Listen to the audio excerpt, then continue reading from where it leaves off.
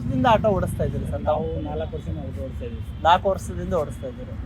ಈಗ ಮೆಟ್ರೋ ದರ 90ರಿಂದ 100% ವರೆಗೆ ಜಾಸ್ತಿ ಮಾಡಿದ್ದಾರೆ ಸರ್. Okay sir. ಇದರಿಂದ ಪ್ಯಾಸೆಂಜರ್ಸ್ ಎಲ್ಲ ಕಡಿಮೆ ಆಗಿದ್ದಾರೆ ಅಂತ ಮೆಟ್ರೋದಲ್ಲಿ ಹೇಳ್ತಾ ಇದ್ದಾರೆ. ತಮ್ಮಲ್ಲಿ ಪ್ಯಾಸೆಂಜರ್ ಕಡಿಮೆ ಆಗಿದ್ದಾರೆ ಬರೋರೆಲ್ಲ ಕಡಿಮೆ ಆಗಿದ್ದಾರೆ ಸರ್. ಯಾಕೆ ಜನಗಳೇ ಇಲ್ಲ ಸರ್. ಇವಾಗ ಫಸ್ಟ್ ಎಲ್ಲ ಜನಗಳು ಜಾಸ್ತಿ ಬರೋರು, ಬಾಡಿಗೆಗಳೇ ಇಲ್ಲ. ಮೆಟ್ರೋ ಹತ್ರ ನಿಂತ್ಕೊಂಡ್ರು 1 ಅವರ್ಗೆ ಒಂದು ಬಾಡಿಗೆ ಬರ್ತಾ ಇದೆ ಸರ್. ಇವಾಗ ಜನಗಳೇ ಇಲ್ಲ. ನಮಗೂ ಕೂಡ ಎಫೆಕ್ಟ್ ಆಗಿದೆ, ತುಂಬಾ ಎಫೆಕ್ಟ್ ಆಗಿದೆ ಸರ್. 5 ರೂಪಾಯಿ 10 ರೂಪಾಯಿ ಜಾಸ್ತಿ ಕೇಳಿದ್ರೆ ಜನಗಳಿಗೆ ಬೇಜಾರು ಮಾಡ್ಕೋತಾರೆ. ಅದರಲ್ಲಿ ಮೆಟ್ರೋ ಅಲ್ಲಿ ಒಂದು ಡಬಲ್ ಮಾಡ್ಬಿಟ್ಟಿದ್ದಾರೆ.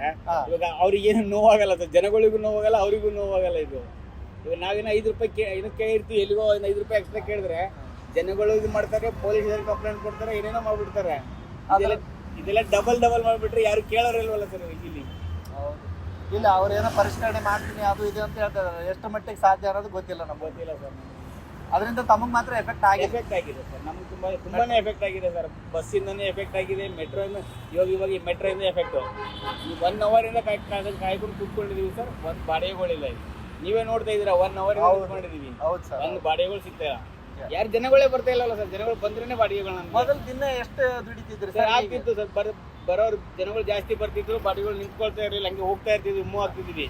ಇವಾಗ ಏನಿಲ್ಲ, ಇಲ್ಲಿ ನಿಂತ್ಕೊಂಡಿರೋ ಆಟೋಗಳು ನೋಡಿ, ಎಷ್ಟು ಆಟೋಗಳು, ಎಲ್ಲ ಆಟೋಗಳು ಹಂಗೆ ನಿಂತ್ಕೊಂಡ್ಬಿಟ್ಟಿದೆ. ಆ ಕಡೆ ನಿಂತ್ಕೊಂಡಿದೆ, ಈ ಕಡೆ ನಿಂತ್ಕೊಂಡಿದೆ, ಯಾವ್ದು ಬಾಡಿಗಳಿಲ್ಲ.